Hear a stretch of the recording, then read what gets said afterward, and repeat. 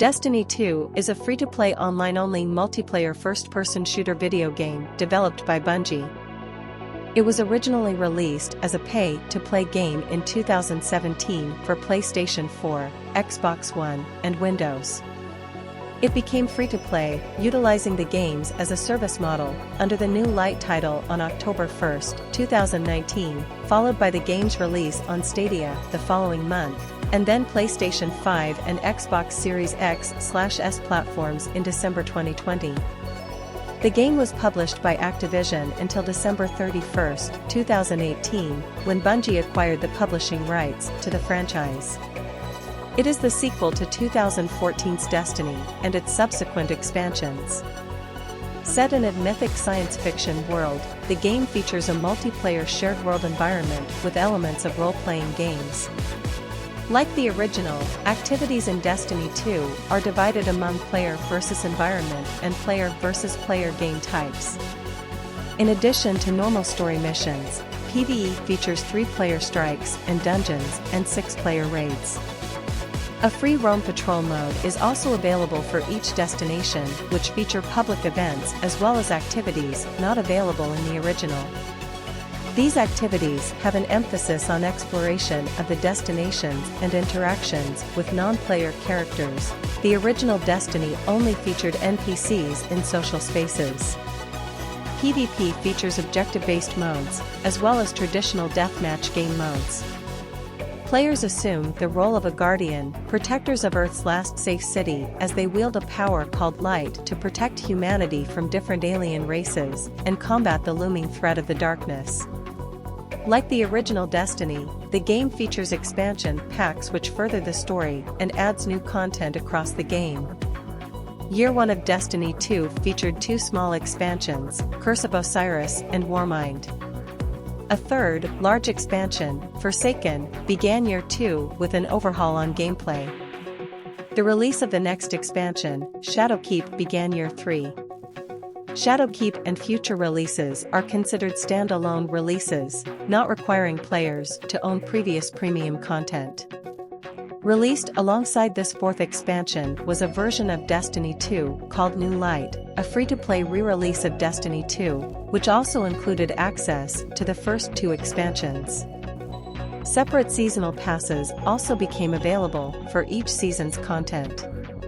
While the main Destiny 2 game has since been free-to-play, all other content requires purchasing.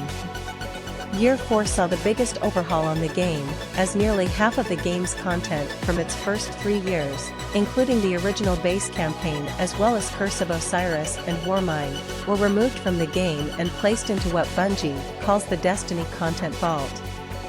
Alongside this change, Year 4 began with the 5th expansion, Beyond Light, which introduced the power of darkness to the players. Bungie described this expansion as the beginning of a new era for the franchise, as it would be followed up by The Witch Queen in early 2022 and Lightfall in early 2023. There will also be a final chapter, The Final Shape, to follow Lightfall, to conclude the first saga of Destiny, called the Light and Darkness Saga, before the beginning of a new saga. Upon release, Destiny 2 received generally favorable reviews from critics.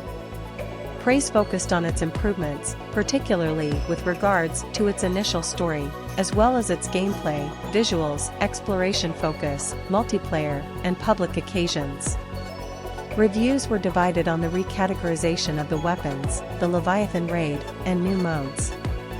Destiny 2 was nominated for and won various awards, such as at the Game Awards 2017 and Game Critics Awards. Similar to its predecessor, Destiny 2 is a first-person shooter game that incorporates role-playing and massively multiplayer online game elements. The original Destiny includes on-the-fly matchmaking that allowed players to communicate only with other players with whom they were matched by the game. To communicate with other players in the game world, players had to use their respective console's messaging system. Destiny 2 features a more optimal way of matchmaking called guided games, which allows players to search for clans who may need additional players for raids. Like the original, activities in Destiny 2 are divided among player versus environment and player versus player game types. As in the original game, players are able to improve their characters, referred to as guardians, by gaining experience points. When a set number of experience points are accumulated, the player's character will level up and gain improved statistics, which further enhance performance in battle. As of the Shadowkeep expansion, this leveling system has since been replaced with the Season Pass system where players use EXP to rank up, which rewards different items each rank. While there is no max rank on a Season Pass, seasonal rewards end at level 100. Quests, including the main scenario quests, are specific tasks given to the player by non-player characters which reward items and EXP. Completing main scenario quest lines progresses the overarching plot of the game. Destiny 2 features the same 3 character classes as the original Destiny. Each class has its own specific upgrades, perks, special abilities, and 3 subclasses that allow players to finely tune their individual characters to provide a different play style. The 3 classes are Warlock, Hunter, and Titan. After choosing a class, players select one of 3 species for their character: human, awoken, bluish gray-skinned descendants of humans, or exo, humanoid machines. They can then customize their characters, such as changing their gender or skin color. A character's species is cosmetic and does not affect gameplay. Players can create 2 more characters to have a character of each class. Hunters continue to have access to the solar-based gunslinger subclass from the original game and the void-based nightstalker subclass from the original's The Taken King expansion, both with gameplay changes. The Hunter's new subclass for Destiny 2 is the arc-based Arcstrider, replacing the Blade Dancer subclass of the original. Arcstrider's super, Arc Staff, focuses on an electrified staff and a large amount of rapid mobility.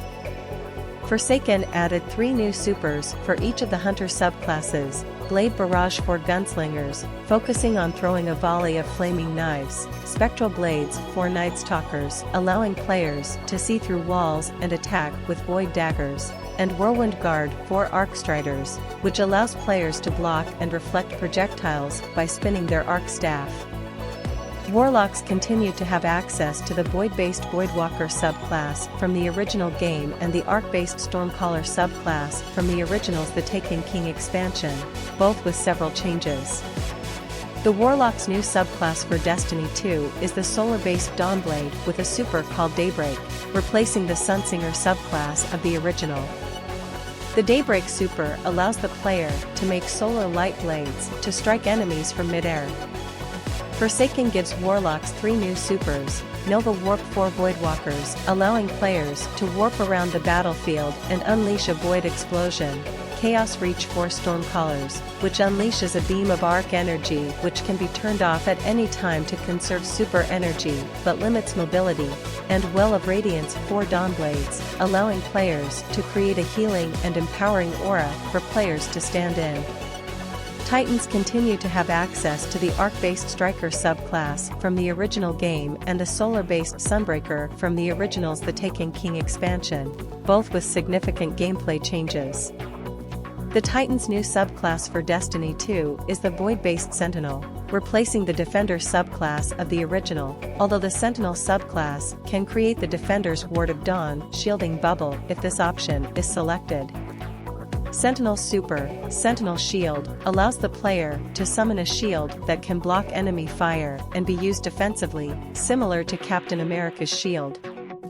Forsaken added 3 new supers for Titans: Thunder Crash for Strikers, allowing players to launch into the air and slam onto the ground; Burning Maul for Sunbreakers, which players wield a large hammer then can unleash flaming tornadoes; and Banner Shield for Sentinels, which unleashes a protective barrier that allows other players to shoot through and empowers their damage. Among other changes, Beyond Light introduced a 4th subclass for each of the 3 main classes, called Stasis, a power from the darkness in contrast to Solar, Arc and Void, which are powers granted by the light of the Traveler, and generally based on slowing or freezing enemies. The Stasis subclass does not have separate trees like these light subclasses, but is instead modular. While the fundamental super ability for each class is fixed, the basic grenade, melee, and protection abilities can be customized, and additional effects, known as aspects, can be added to these to further tailor the way the ability plays out for the player. Bungie has stated that additional darkness powers, with the same type of modularity, are planned for future expansions, and that the light subclasses will be reworked. The void subclasses were updated in the Witch Queen expansion to support this modularity, with solar and arc reforms introduced in later the Witch Queen seasons. A new darkness power, Strand, that draws on a psychic power to lash out at enemies with web-like lashes, or move quickly through a grappling hook-type power, will be introduced in Lightfall. As the player completes activities like strikes, raids, and dungeons, they earn experience towards the growth of their character, represented as their power level, formerly their light level. At the time of Destiny 2's initial release, this was tracked through an experience leveling system that increased their power level. Since around Shadowkeep, the experience level system has been dropped in favor of a power level that represents the average power level of each piece of gear carried by the character, with new and better equipment capable of increasing the overall power level. A higher character level allows for better equipment with higher power levels to be equipped. A higher power level improves damage output and defense. A soft and hard power level exists for gear, which is incremented with each additional expansion or season. Players can earn gear up to the soft power level through most regular activities, but must participate in more challenging events, like Nightfall strikes, dungeons, or raids, to earn pinnacle gear to reach the hard power level. Gear can be infused with unwanted gear of higher power level to increase its power level for the cost of in-game resources. Weapons and armor were reorganized in Destiny 2. In the original game, weapons were divided as primary, special, and heavy weapons. At launch, the weapons were categorized as kinetic, energy, and power weapons. Primary weapons and some special weapons in the original, such as hand cannons and sidearms, are classified as kinetic and energy weapons. Those without an elemental damage type go in the kinetic weapons slot, while those with a light-based elemental damage type, arc, solar, or void, go in the energy weapons slot. Darkness-based damage types, stasis, are placed as kinetic weapons as to avoid crowding of energy weapon types and give players more options for gear to complete challenging endgame content. Power weapons include the heavy weapons and the more powerful, special weapons from the first game, such as shotguns and sniper rifles, as well as new weapon types, such as the grenade launcher. As of Forsaken, the weapons system was overhauled, with many power weapons, such as most shotguns, single-shot grenade launchers, and most sniper rifles, being reorganized into kinetic and energy weapon slots. With armor, the name of the stats has been changed. Instead of strength, intellect, and discipline, there are stats for resilience, recovery, and mobility. For armor, the helmet, gauntlets, chest, legs, and class item slots have remained unchanged, but the artifact slot has been replaced with one for a player's clan banners. In Beyond Light, stasis weapons were also introduced, being used in the kinetic and heavy slot. As launched, both weapons and armor were generated with random perks and other attributes from a base set of stats. Special consumable mods could be earned through gameplay or vendors that could be slotted into an weapon or armor piece to improve its attribute. With the Forsaken expansion, the mod system was revamped.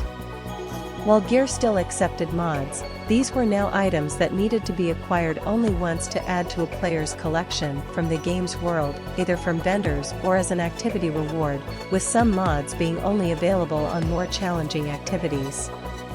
Mods now could be added and swapped out on gear from one's collection, the Cost and Glimmer, as a way to help players customize gear better according to Bungie.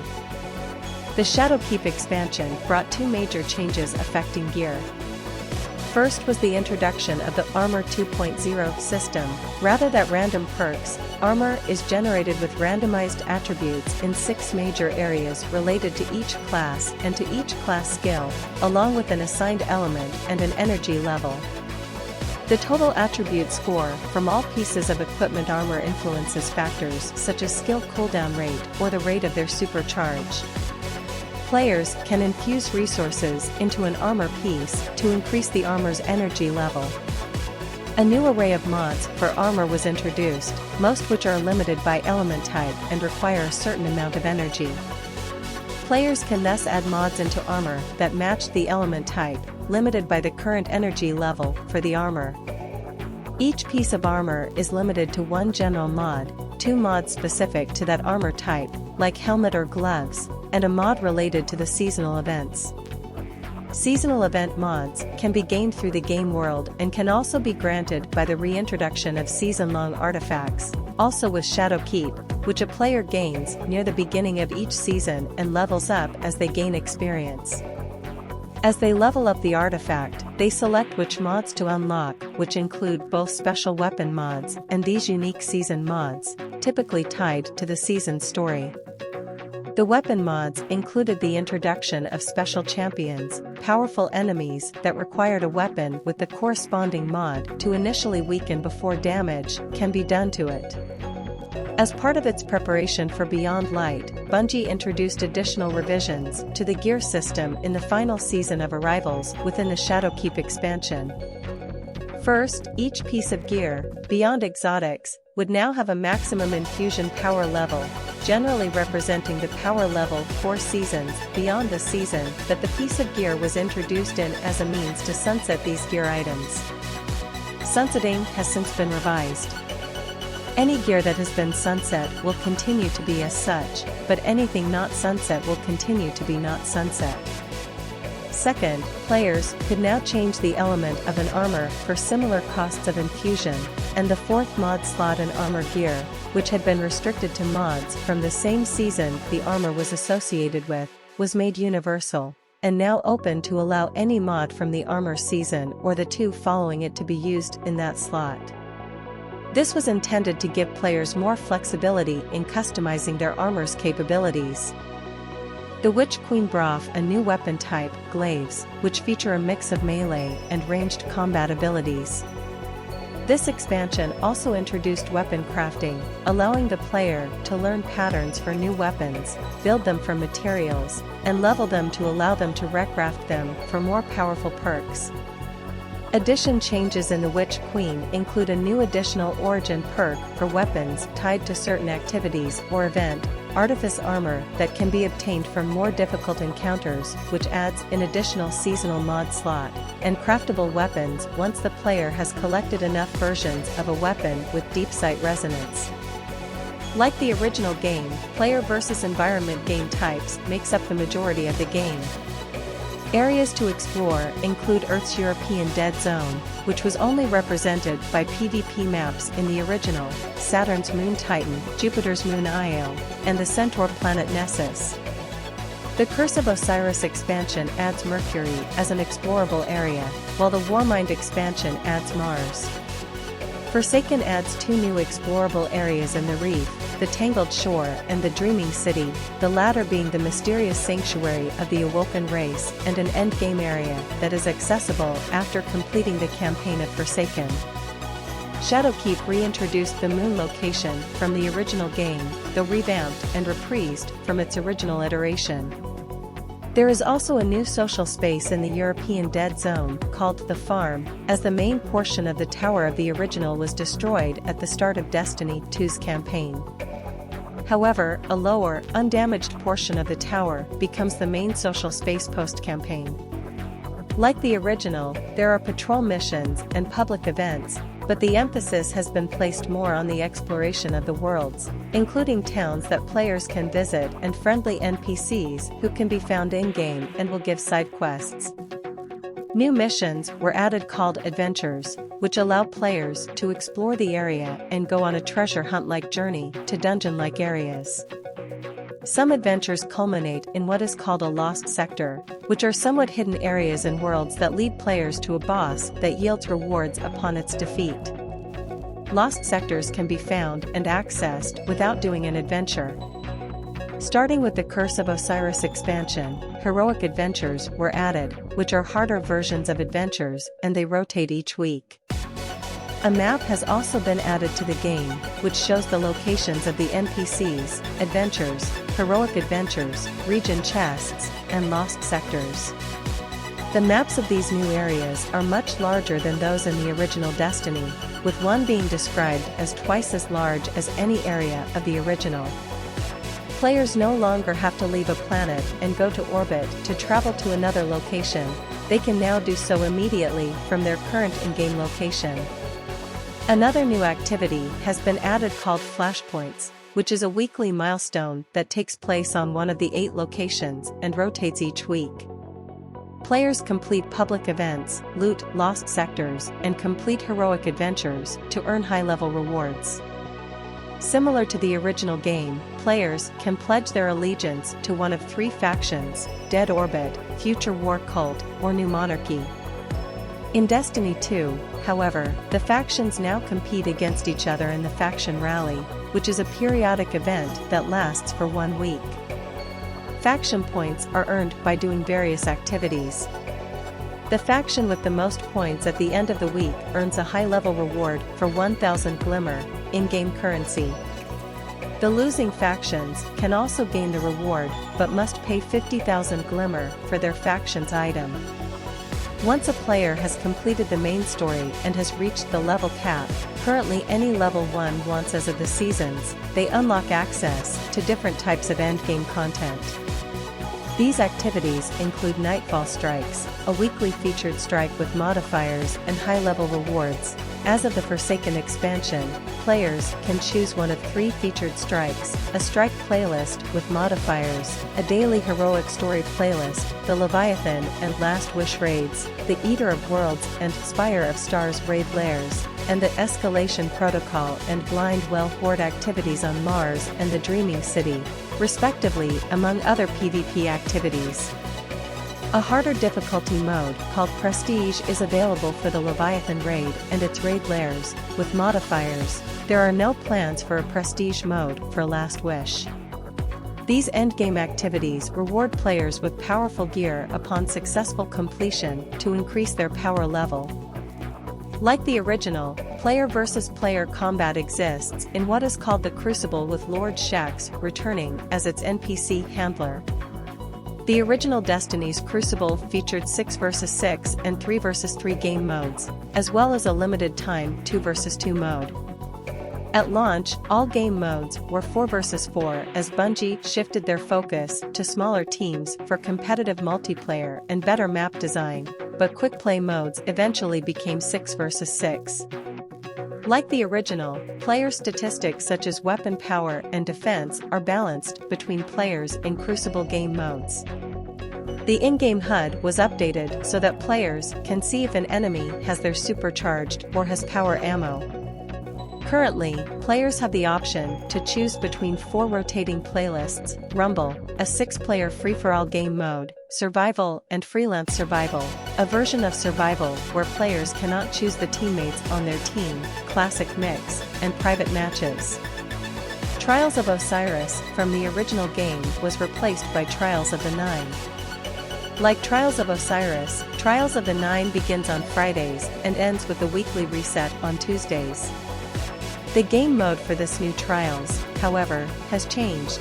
Instead of using the elimination mode of the original, Trials of the Nine rotates each week between Destiny 2's 2 new game modes, Countdown and Survival. Only one map is featured for Trials' 4-day duration, but the map also rotates weekly. Unlike Trials of Osiris, players can gain access to the Trials of the Nine social space called the Spire, located in unknown space, for completing a match of trials and earning trials tokens. There, players will meet an NPC called the Emissary of the Nine, who will exchange tokens for gear. gaining 3, 5, and 7 wins on the scorecard, respectively, gain access to the upper tiers of the social space with greater rewards at each tier. Going flawless with 7 wins allows admittance into an exclusive area with even greater rewards. 3 losses reset the scorecard. To access Trials of the Nine, players must have completed the campaign, completed Lord Shaxx's Call to Arms milestone, and have a power level of at least 260. The periodic competitive Iron Banner PvP mode of the original game, which disabled balancing of players' gear, also returned for the sequel. Destiny 2's Iron Banner, however, does not disable balancing, with Bungie stating that your fighting abilities, not your power levels, will decide the outcome. This was changed following the release of Forsaken, with balancing becoming disabled like the original game. Like the original, Iron Banner lasts for 1 week and features milestones to complete daily. Players must have completed the campaign and be level 20 to access Iron Banner, which features the returning Lord Saladin from the original game as its NPC. In Destiny 2's second year, a new PvP activity was released called Gambit. This activity puts 2 teams of 4 against each other to defeat AI opponents from one of the game's different factions/races, Cabal, Fallen, Hive, Vex, or new with Forsaken Scorn, collect their motes and then bank them. A maximum of 15 motes can be held time, and for every 5 motes banked, will spawn a different sized blocker on each side. 5 motes will spawn Taken Vex Goblin as a small blocker, 10 will spawn a Taken Fallen Captain, and 15 motes will spawn a Taken Hive Ogre.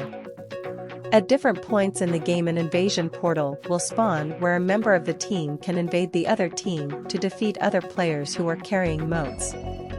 When a team banks a total of 75 motes, the boss will appear, and whoever beats the boss first wins that round.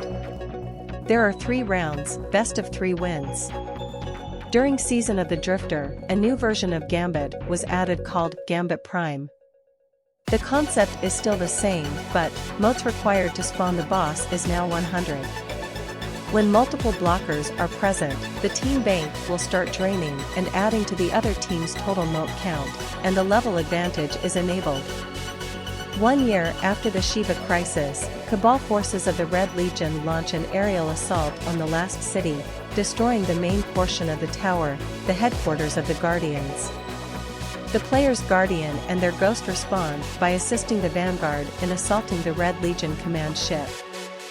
As they confront the Red Legion's commander, Dominus Gaul, his forces attach a device to the Traveler and begin draining it of the light, the power used by the Guardians.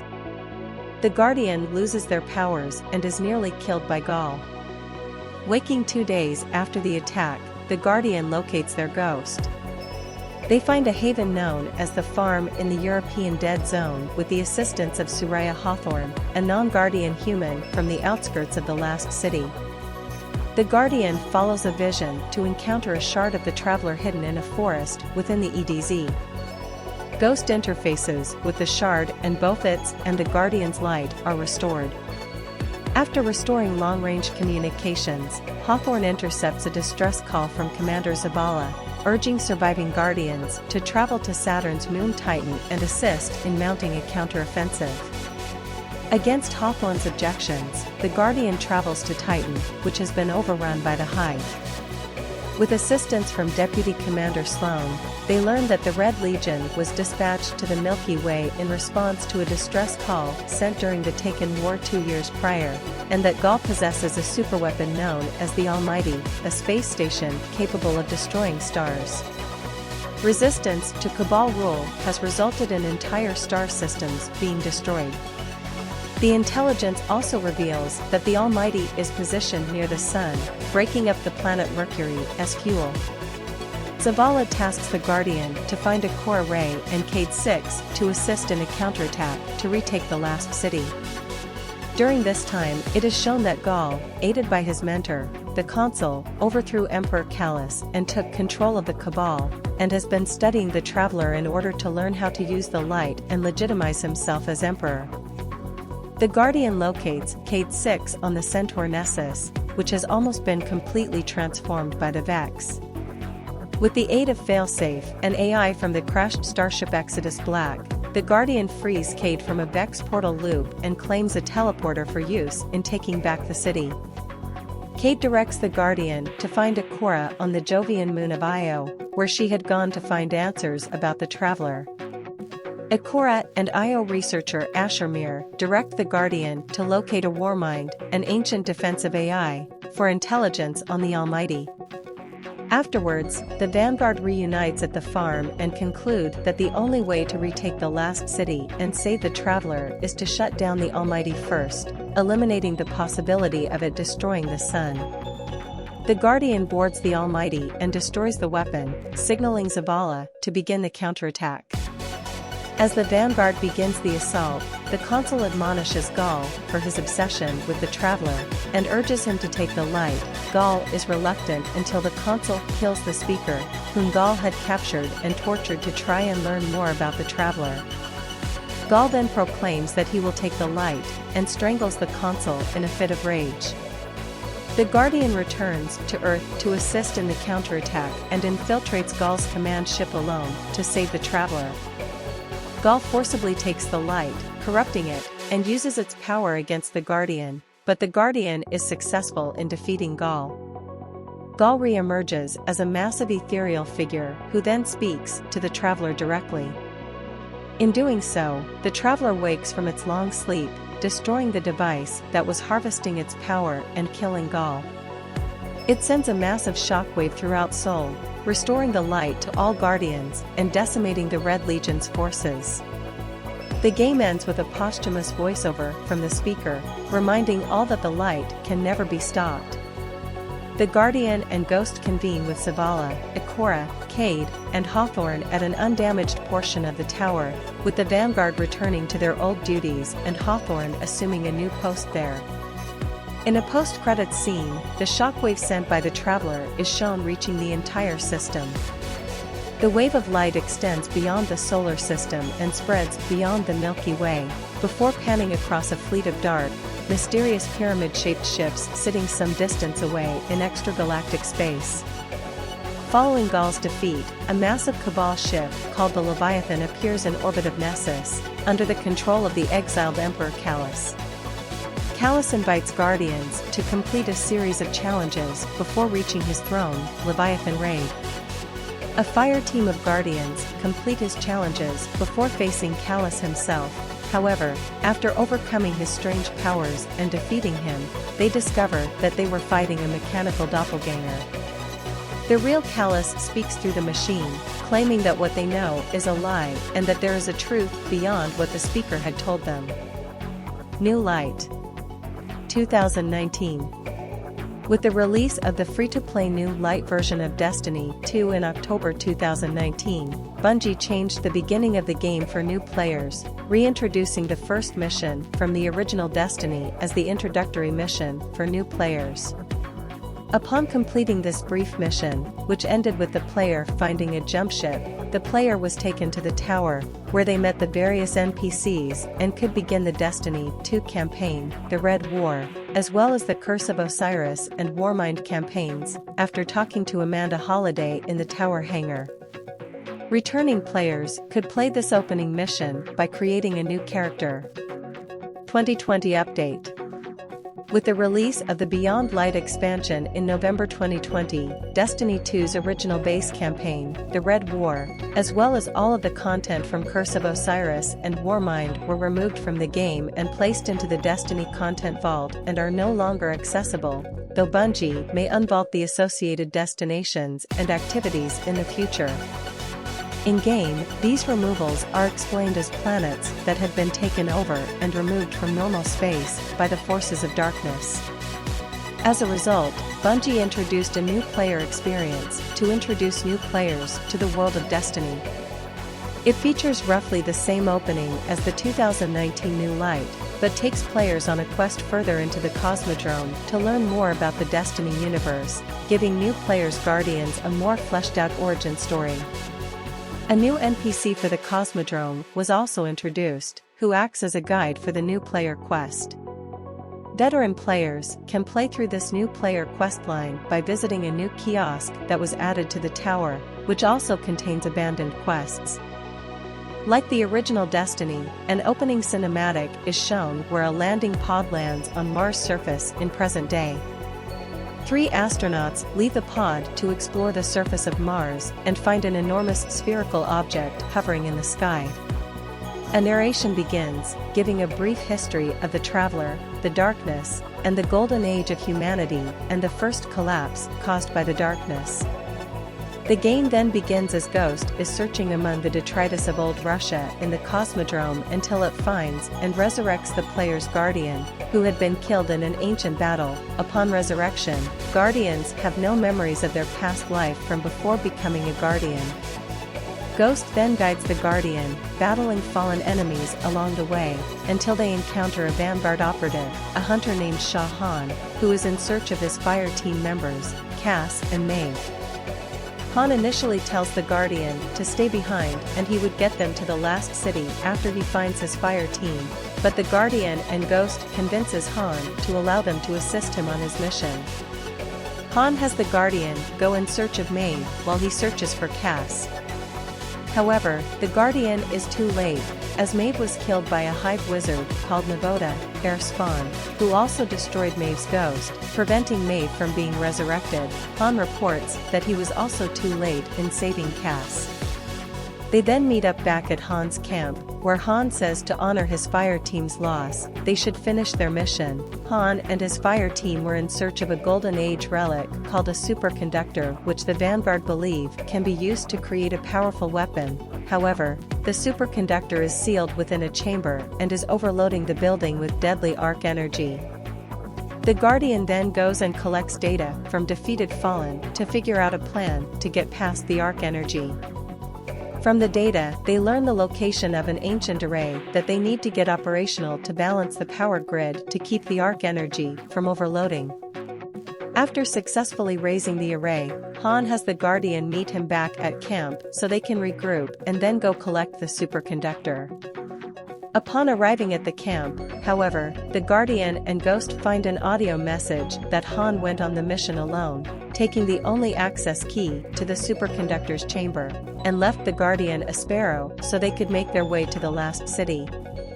Guardian and Ghost find this unacceptable, and Ghost ponders that there has to be another access key and scans Han's archived data, leading them to the Forgotten Shore.